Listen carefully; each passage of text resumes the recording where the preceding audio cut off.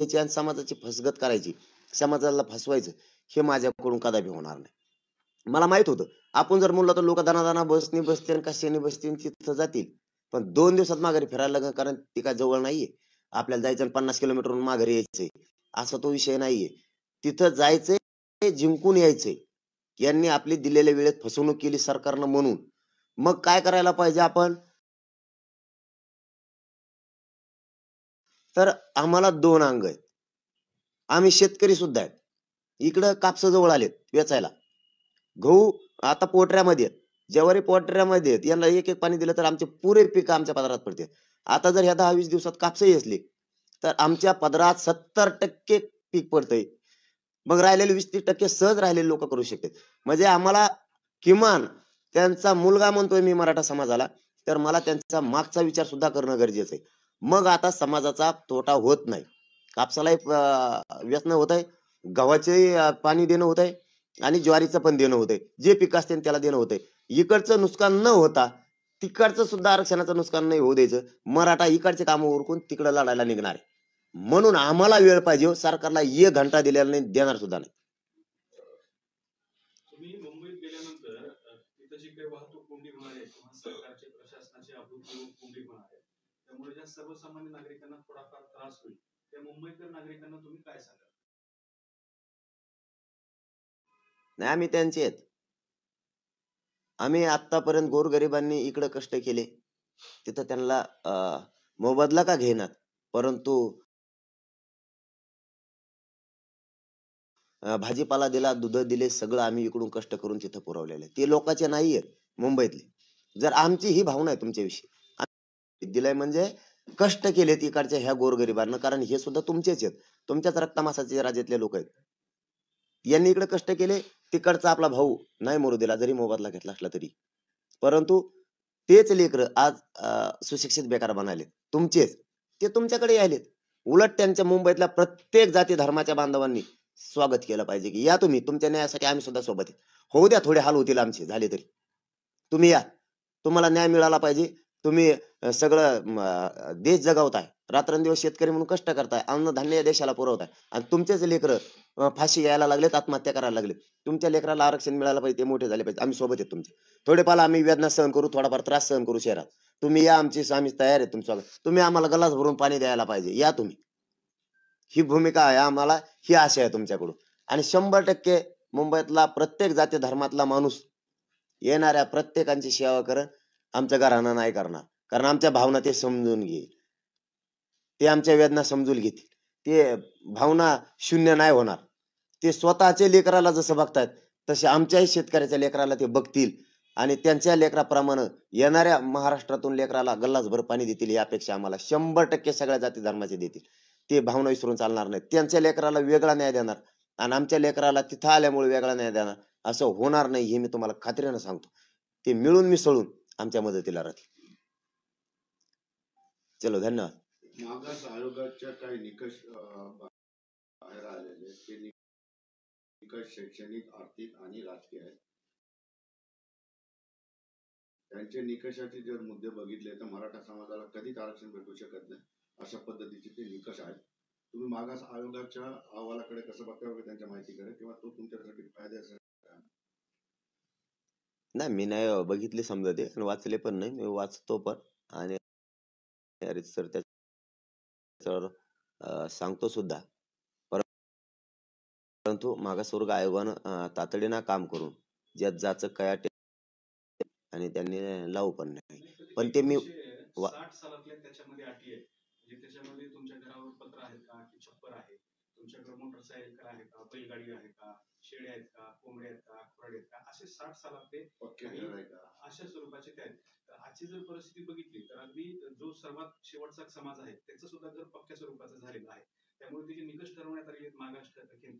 तर ते निकष बदलण्याची गरज आहे. त्या निकषामुळे सुद्धा मराठा समाज मागास ठरायला अडचणी यायला. असं असेल तर बदलायला पाहिजे.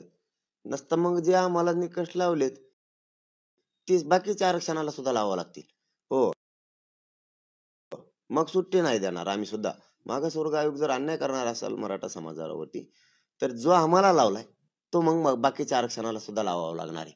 हो, त्यांना सुद्धा बाहेर काढावं लागणार. म्हणजे आम्हाला एक नाही, आणि त्यांना एक नाही, असं नाही होणार. मग त्यांना हे करावं लागेल. पण तरी मी ते बघतो.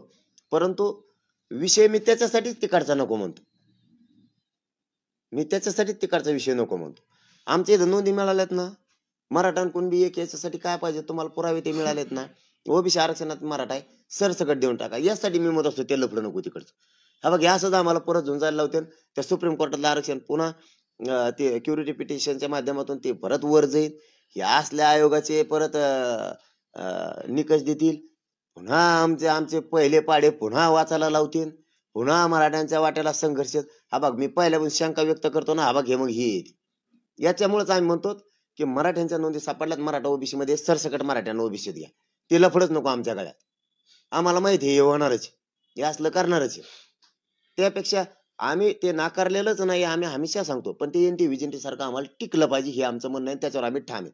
जर ते टिकणार असलं तर ते आम्ही घ्यायला तयार आहेत. नसतं आमच्याच्यावर तर आम्ही ठामच आहेत. याच्यापासून तर 1000% ओबीसी आरक्षणापासून आम्ही लांब जाऊ शकत नाही. आमची शेवटपर्यंत तीच मागणी. आणि ओबीसी आरक्षणातच मराठ्यांना आरक्षण मिळवणार आम्ही. तुम्ही बघा आता 20 जानेवारीच्या नंतर मिळतंय का नाही. पटेल, याच्यामध्ये दोन प्रभाव आहेत, ते गोष्टी तुम्ही सांगा की नोंदी सापडतात त्यामुळे तुम्ही कुणबीत जातात, हा वेगळा भाग आहे का? मागास आयोग काम करते, त्यांचा अहवाल तो तुम्हाला लागू होईल का त्याची गरज नाही? मग मागास आयोगाचा अहवाल कुठं कामाचा येतो, त्याच्याबद्दल तुम्ही स्वागत करत आहात. आणि या दोन गोष्टी वेगळ्या कशा आहेत ते सांगा.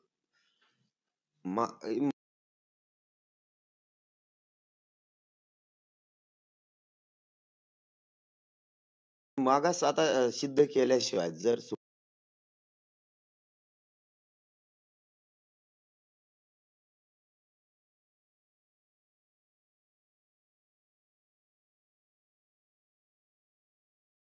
सुप्रीम कोर्टाचं म्हणणं आहे किंवा त्यांचं जर माननीय न्यायालयाचं म्हणणं आहे की मागास सिद्ध करावं लागेल आणि गायकवाड कमिशनचा जो अहवाल आहे त्याच्यात त्रुटी भरून काढाव्या लागतील, असं जर माननीय न्यायालयाचं म्हणणं असलं तर जस्टिस भोसले साहेबांच्या समितीनं काय त्रुटी भरून काढल्यात हे बघावं लागणार आहे.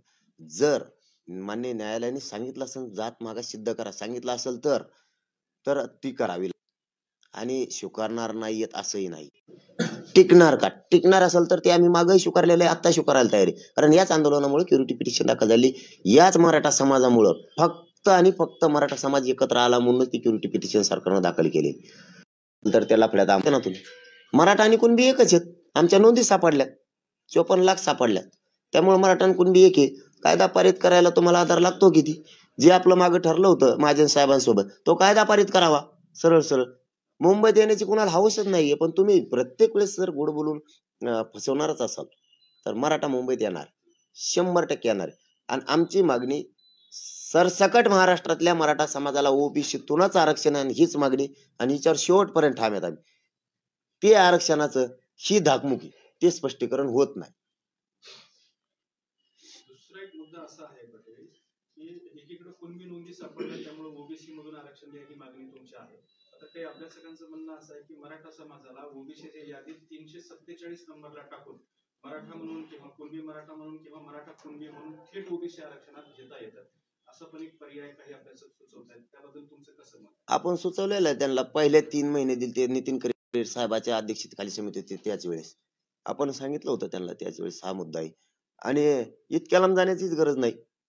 इथं 83 क्रमांकालाच ओबीसीच्या यादी क्रमांक 83 ला मराठा आणि कुणबी एक ह्याचा उल्लेख आहे. तसा जी आर पण आहे तत्सम मराठा म्हणून. एका फक्त शासन निर्णयावर महाराष्ट्रातला सगळा मराठा समाज ओबीसी आरक्षणात जातो. सगळा 83 क्रमांक जरी लागू केला तरी पण इतकं सोपं आहे. परंतु जाणून बुजून चाल ढकल करायची, राजकीय इच्छा शक्ती नसल्यासारखं वागायचं, म्हणून हे होतंय. म्हणून आम्हाला मराठ्यांना मुंबईचा निर्णय घ्यावा लागला आंदोलन करण्याचा. आणि आम्ही मुंबईला जाणार आहेत. मराठे घराघरातून बाहेर पडणार. एवढी संख्या राज्यानं देशानं कधी बघितली नसेल. पोरापेक्षा मोठं काय नाही. बाकी सगळं मागं टाकलंय मराठे. मराठे लग्नाला जायनात, मराठे कुठं देवाच्या कार्यक्रमाला जायनात, मराठे जास्त करून मोठमोठ्याला सप्त्याला जायनात, मोठमोठाले मंदिराचे काही काही कळस येतं तिकडं जायनात. मराठे हलायलाच तयार नाहीत, कोणाच्या सभाला जायनात. मराठ्यांनी एकच टार्गेट धरलंय, पटापटा कामावर का आणि चला मुंबईला. येणार विराट संख्येनं मराठी, असं मोजता येणार नाही इतके मराठी येणार. ही याला दोष सरकारचा. बस एवढंच माहिती आम्हाला की दोष तुमचा आहे म्हणून आम्हाला मुंबईत यायची वेळ आली सरकारची. पाटील, तुमच्या सगळ्या गोष्टींकडे फार बारकाईने आता लक्ष चाललेलं निर्णायक सभेच्या नंतर तुम्ही हेलिकॉप्टर मधून पुष्पवृष्टी केली त्याबद्दल सुद्धा टीका होते. एवढा सगळा खर्च करता आधीपासूनच तुमच्या जेसीबी बद्दल सुद्धा टीका केली जाते. तर एवढा खर्च करत आज आणि जवळपास 60 लोकांचा आतापर्यंत जीव गेलेला आहे, पाटलांनी काय मिळवलं असं टीकाकार तुम्हाला विचार. तेच व्हायला जाऊ द्यायचं नाही मला. जे बलिदान गेलेत, जे अपघातामध्ये वेदना भोगतायत, हे व्हायला नाही जाऊ देणार. हे बघा, संघर्ष तर थोडाफार करावाच लागणार, ही लहान विषय नाही. अण्णासाहेब पाटलांपासून बलिदान गेलेले, परंतु हे सरकारमुळे बळी गेलेले. ती वेदना तर आमच्या काळजात कायमस्वरूपी राहणार आहे. गेलेले बलिदानाचे 200 पेक्षा जास्त बलिदान आतापर्यंत सगळे मिळून गेले. त्यांचं स्वप्न होतं मराठ्यांना आरक्षण मिळावं आणि ते पूर्ण करण्यासाठी शेवटच्या श्वासापर्यंत आपण लढायचं ठरवलंय. आता ते हेलिकॉप्टरचं काढू तुम्ही, ते मला माहितच नव्हतं, खरंच माहित नव्हतं. ते शेतकऱ्यांचं सहल होती, त्यांचं गेल्या वर्षी ठरलेलं आहे त्यांचं की शेतकऱ्यांना हेलिकॉप्टर मधून फिरवायचं, प्रदर्शनाच्या माध्यमातून ठरलेला विषय येतो. आणि ते फिरत बीडला आले आणि ते वरून टाकले, त्याच काय संबंध. पण ते आता ते काय नाही, असे खोटे आरोप केले का आम्ही गिनीतच नाहीत, काही वाटतच नाही आम्हाला त्याचं, कारण त्यांना काही काम नाहीये. आणि मराठ्याचा नाद करू नका म्हणा, कोण येते मराठी काही करू शकते भाऊ, तू ग बस. घुसले नात, तो असलं वागतो कुचळ बुद्धीचा, विचार करत नाही. तो बुद्धी बारीक बारीक लेकरासारखी एवढी एवढीशी. तो विचार चांगले नाहीत, भावचाळलेले विचार आहेत. त्यामुळं मग काय, तू नाद करूच नको मराठ्यात. गेले आता मराठी, तो एवढं आपटून घेतलं, काय उपयोग झाला. तो हेच जर आपल्याला असतं गोरगरीब धनगर बांधवांच्या खऱ्या मागणीसाठी, आज कुठं गेला असता. गोरगरीब धनगर बांधवांनी तो पाठ थोपलेली असती की आमच्यासाठी लढायला लागला. गोरगरीब धनगर बांधवांना वाटतं हे राजकारणी माणूस आहे, याच्या स्वार्थासाठी लढत आहे.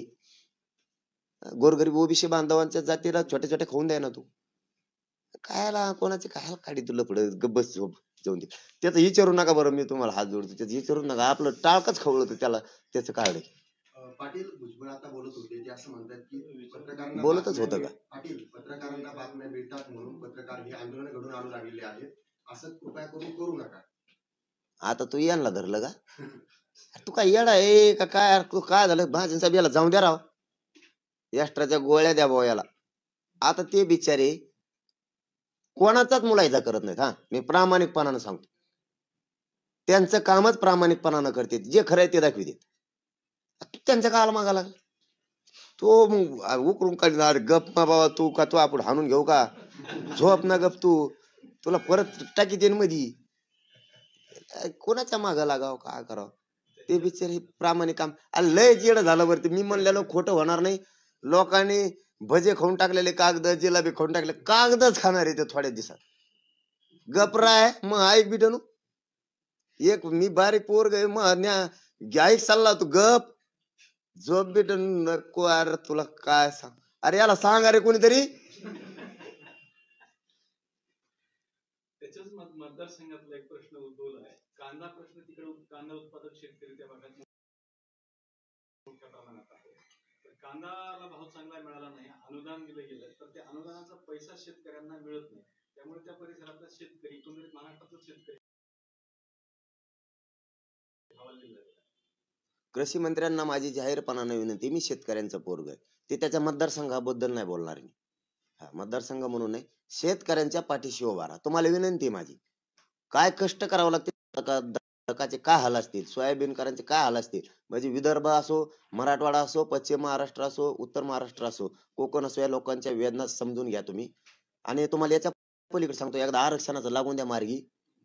शेतकऱ्याचे कसे हे प्रश्न सोडित नाहीत.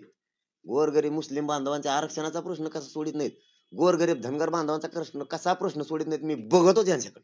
हो, थांबा, मला हे एक ही ज्वलंत मुद्दा आहे मराठा आरक्षणाची, बाजू जाऊ द्या. ते शेतकऱ्याचे कसे प्रश्न सोडत नाहीत ना, धनगर बांधवांचे, गोरगरिबाचे कसे सोडित नाहीत, बंजारा बांधवांचे कसे सोडित नाहीत, मुस्लिमांचे कव्हर त्यांचे प्रश्न सोडत नाही. हलका येत जगात बघतोच मी आता.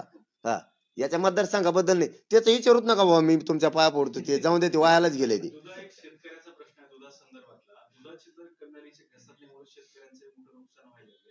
₹22 दूध दर खाली उतरले, 5 रुपयाचं अनुदान देत आहे. तर शेतकऱ्याला प्रति लिटर फक्त 27 रुपयाचा दर मिळतोय. तर त्याच दूध डेअऱ्यांचं मार्केटमधले दुधाचे रेट जर बघितले तर 50 रुपयांपासून ते 100 रुपयापर्यंत दर आहे.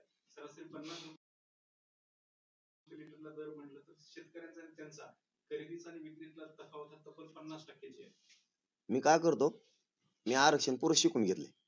मला हे दर भानगडी बघून द्या जशी. हे कसं कसं असतंय, किती खोलात जावं लागतंय, हे दुधाचं कोण किती पैसे मध्ये हाणतो, फायदा किती होतो सरकारला, त्या दुग्ध मंत्रालयाला, आणि शेतकऱ्यात तोटा कमी होतो. मी त्याच्यात अभ्यास नाही केला. एकदा मला करून द्या, यांच्याकडे बघतच शेतकऱ्याला कसं न्याय देत नाही. मला याच्यातलं माहिती आहे, मग कसं धोरणाला लावलं मी. मग फक्त हे सोयी लागून द्या. एकदा गोरगरिबांच्या मराठ्यांच्या हे पाठ्य आहेच. हा, ही पाठ्या सोडीतच नाही करत कधीच. हा, मी आरक्षण मागतोय म्हणजे मराठ्यांचा नाही, मराठ्यांचा जातीवाद करतोय असं नाही. धनगर बांधव मागतोय आरक्षण म्हणजे जातीवाद नाही करत. ते त्यांच्या मुलाला केंद्राचे आणि राज्याची आरक्षण म्हणजे सुविधा आहे, ती आरक्षण मागतात म्हणजे जातीवाद नाही. जातीवाद याला म्हणायचं जाती जाती दंगली घडून आणणे आणि रक्तपात करणे, त्याला जातीवाद म्हणायचं. मी जातीवादी नाही, गोरगरीब मराठ्यांच्या न्यायासाठी लढतोय. मला जातीवादी समजू नका. समजलं तुम्ही तरी मी लढणारच. मी माझ्या गोरगरीब मराठ्यांच्या लेकराला उघडं नाही पडू देणार. त्यांना मोठं करण्यासाठी संघर्षच करणार. आणि या राज्यातले सगळे प्रश्न शिकून घेतो मी. दूध काय असतंय आणि मग ते कशामुळं कांद्याचा भाव कमी देते. मग कांदे त्याला बी लागत आहेत ना, राहू द्या ना जशी. त्याला म्हणा घे साठवून आताच एखादं गोडान भरून म्हणजे ज्यूस करून पिश. हे लढना कायला बराळ येऊन कोणकडे सांगतो काही बी. मी शिकतो, काळजी करू नका तुम्ही. बघतोच हे कसे देत नाहीत. मला फक्त ह्यो मार्ग काढू द्या. मुस्लिमांचा प्रश्न सोडतो, धनगर बांधवांचा सोडितो. मीच गोरगरिबासाठी मी लढतो. फक्त मी जिवंत राहिलो पाहिजे. हा, मी हटत नाही. मग काळजीच करू नका तुम्ही. बघतो मी शेतकऱ्याला कसं न्याय देत नाही. चलो, धन्यवाद. म्हणजे दुखत आहे ना, लय उपोषणाला घाल झालं मी. त्याचा अर्थ तिकडे नका घेऊ. मला नाही कोणी हात लावू शकत. त्याचा अर्थ नाही. मी आपला सहज गावरान माणूस सहज बोलून गेलो. अर मला हात लावून सोपं आहे का? या कार्यक्रम मला हात लावल्यावर ते समोरच राहूच शकत नाही. मग ते किती असो. मग जात बाप म्हणून माया माग उभा राहिली, माय म्हणून उभा राहिली. त्याला नाही भेट मी. बोलता बोलता ती मराठवाडी भाषा आहे असं त्यात असं आहे. चलो, धन्यवाद. भीती वगैरे वाटते तुम्ही अर 2-3दा मध्ये मी जिवंत राहतो, मी जिवंत राहिलो पाहिजे. माझं शरीर साथ देत नाही उपोषणामुळं, याच्यामुळं हे असं. आणि मी स्वतः ये बरं.